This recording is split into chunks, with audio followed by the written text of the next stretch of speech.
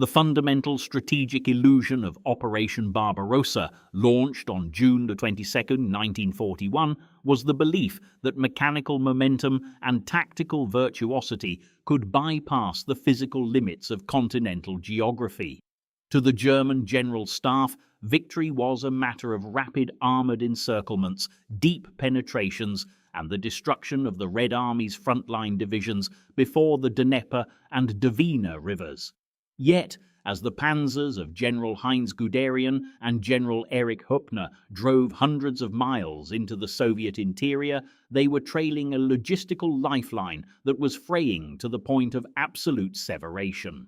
This vulnerability was not a secret. It was a physical, measurable reality determined by a difference of exactly 89 millimeters. This 89mm chasm was the difference between the standard European railway gauge of 1,135mm, used by the Deutsche Reichsbahn, and the broad gauge of 1,124mm, which formed the entire structural backbone of the Soviet Union's transport network. Historically, the Russian Empire had adopted the broad gauge in the 19th century, partially as a deliberate defensive measure to prevent a European invader from easily utilizing their domestic railway network to sustain an invasion.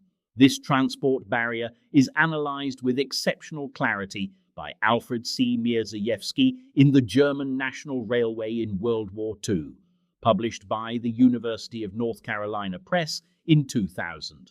Mierzejewski demonstrates that this single engineering specification transformed the vast expanses of Western Russia into a logistical desert for the advancing Wehrmacht. The immediate consequence of the gauge discrepancy was that German supply trains, loaded with the thousands of tons of ammunition, fuel, and rations required by the frontline divisions, could not run on Soviet tracks. The Reichsbahn was faced with a brutal logistical choice: either capture intact Soviet locomotives and rolling stock, or physically relay the Soviet rail network to the European standard gauge.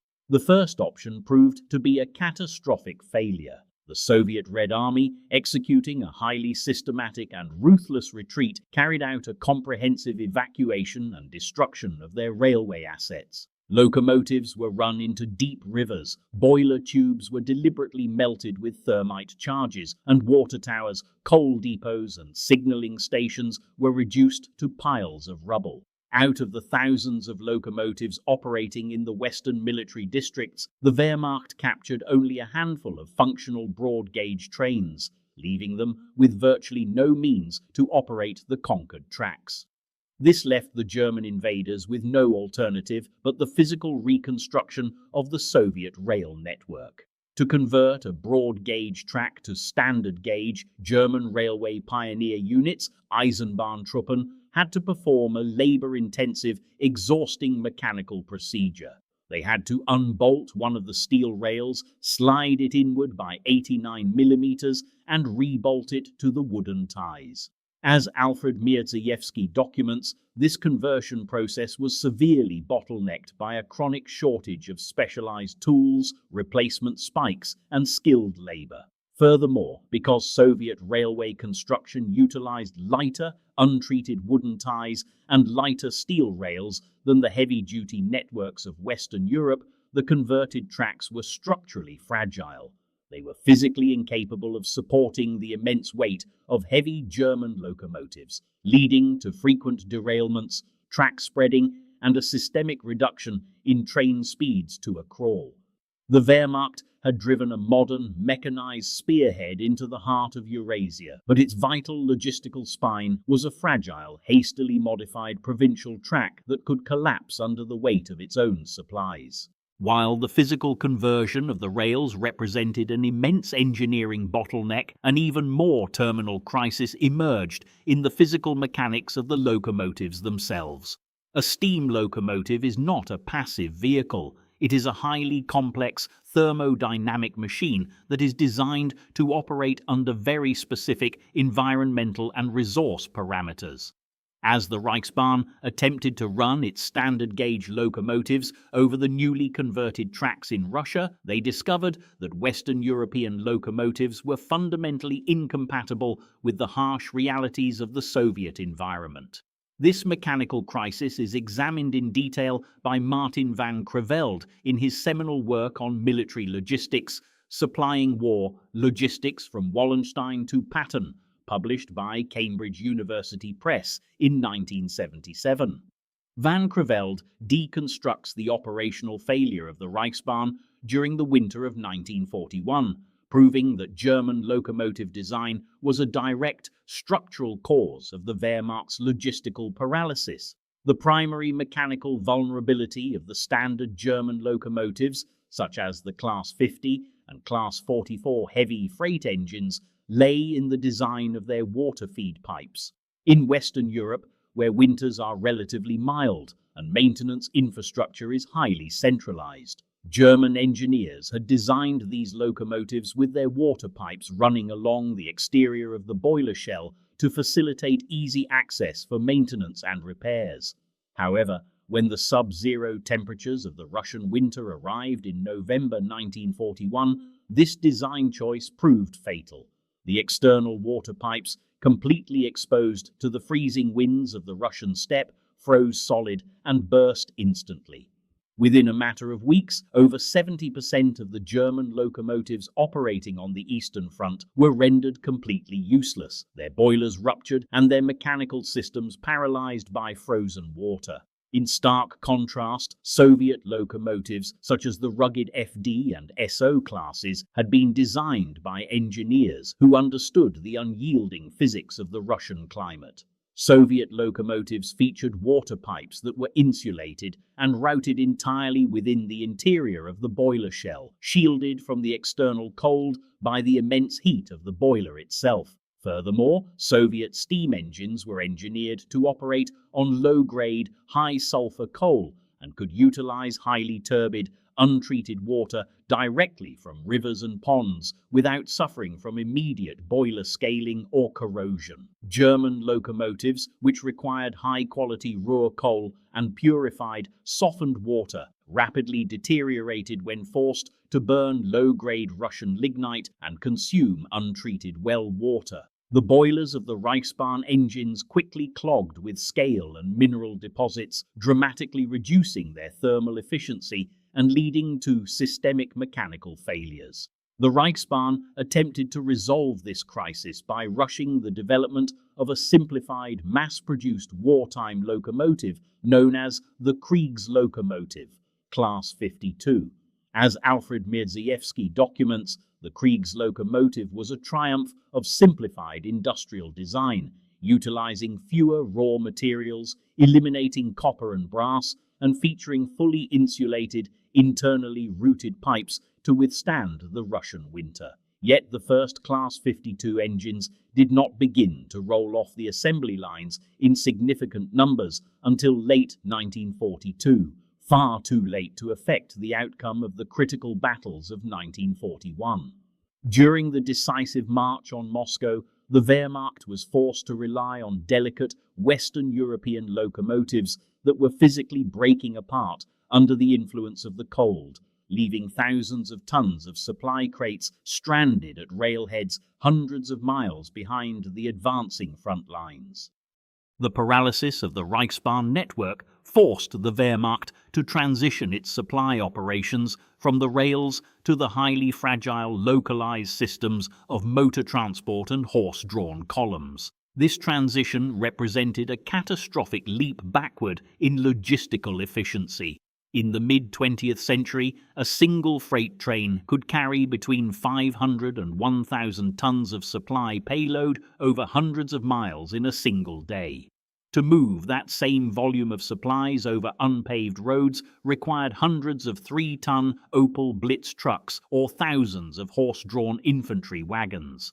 This logistical equation is analyzed with devastating precision by Christian Gerlach in his research on the economic exploitation of the occupied Soviet territories, demonstrating that the physical geography and road conditions of Russia made horse and truck logistics a self-defeating mathematical folly. The primary physical barrier to road transport was the complete absence of paved highways in Western Russia. The vast majority of Soviet roads were unpaved dirt tracks that were highly sensitive to weather conditions. With the onset of the autumn rains in October 1941, the Russian soil was transformed into a deep, gelatinous sea of mud known as the rasputitsa. The Wehrmacht's motor transport columns, which had been assembled from a chaotic mixture of captured French, Belgian, and British civilian trucks alongside standard German military vehicles, rapidly disintegrated in the mud. These vehicles lacked four-wheel drive, high ground clearance, and standardized spare parts. Within weeks of the onset of the rasputitsa, over 60% of the German truck fleet was immobilized or permanently broken down, their engines burned out, and their axles snapped by the unyielding suction of the mud. This left the horse as the primary draft power engine of the German army. While popular myth depicts the Wehrmacht as a highly mechanized, motorized force, the historical reality is that it was overwhelmingly dependent on horses. The invasion force of 1941 carried over 600,000 horses across the Soviet border, a number that would eventually rise to over 1 million. Yet, as a biological engine, the horse is governed by the absolute laws of agricultural thermodynamics. To maintain its physical strength and pull a heavy supply wagon, a draft horse requires approximately 10 to 12 pounds of high-calorie fodder, such as oats or barley, every single day. This requirement created a self-defeating logistical loop. Because the railheads were stranded hundreds of miles behind the front lines due to the gauge crisis, horse-drawn columns had to transport supplies over immense distances. However, because a horse must consume its own weight in fodder over a long journey, a horse-drawn supply wagon traveling more than 100 miles from a railhead had to devote its entire carrying capacity to feeding the very horses that were pulling the wagon. The wagon could carry virtually no payload of ammunition or fuel for the combat troops at the destination. The horse-drawn transport system was, in the strict mathematical sense, an entropic black hole. It consumed more biological energy in transit than it could deliver to the front line, leaving the German infantry divisions at the end of the supply chain in a state of material starvation. The mathematical convergence of the rail gauge bottleneck, locomotive freezing, road mud, and horse-drawn transport entropy reached its catastrophic climax during the final, desperate German assault on Moscow in November and December 1941, known as Operation Typhoon. To understand the inevitability of the German defeat, one must look past the tactical memoirs of Wehrmacht generals and examine the cold, unyielding numbers of the Reichsbahn's daily delivery rates. Martin van Creveld's Supplying War provides the definitive statistical analysis of this supply gap, proving that the German army was logistically defeated long before the first Red Army soldier launched a counter-offensive. A standard German infantry division in active combat required approximately 250 to 300 tons of ammunition, fuel, rations, and replacement equipment every single day. An armored panzer division required even more, demanding up to 400 tons of high-grade fuel and ammunition to maintain its offensive momentum. For the entire Army Group Center, which fielded over 70 divisions during the push on Moscow, the minimum daily supply requirement was approximately 21,000 tons. To deliver this volume of supplies, the Reichsbahn had to run a minimum of 30 to 35 standard freight trains all the way to the forward supply bases near Smolensk and Vyazma every single day. However, the unyielding mathematics of the transport network made this target an absolute impossibility. Due to the slow pace of track gauge conversion, the destruction of water towers, and the massive mechanical failures of the frozen Class 50 locomotives, the actual daily delivery rates to Army Group Center collapsed to a fraction of the requirement. Throughout October and November 1941, the Reichsbahn could manage to run an average of only 8 to 10 trains per day into the Army Group sector. By late November, as the sub-zero temperatures paralyzed the remaining German steam engines, this figure plummeted to a catastrophic average of only 3 to 4 trains per day for the entire army group. The German soldier on the outskirts of Moscow was left to fight in summer uniforms, without winter lubricating oil for his rifle and with a strict hand-to-mouth rationing of ammunition. When General Georgy Zhukov launched the massive Soviet counter-offensive on December 5, 1941, the Wehrmacht's front line did not collapse because of a sudden tactical surprise. It collapsed because the German divisions had run out of biological and mechanical fuel. They had no fuel to run their tanks, no ammunition to fire their artillery, and no food to sustain the physical stamina of their soldiers. The gauge nightmare of the Eastern Front remains the ultimate historical proof of the absolute supremacy of transport mathematics over military ideology. The German General Staff had planned a war based on speed and tactical brilliance, but they had failed to calculate the unyielding physical realities of geography, thermodynamics, and the simple 89mm chasm of a steel rail.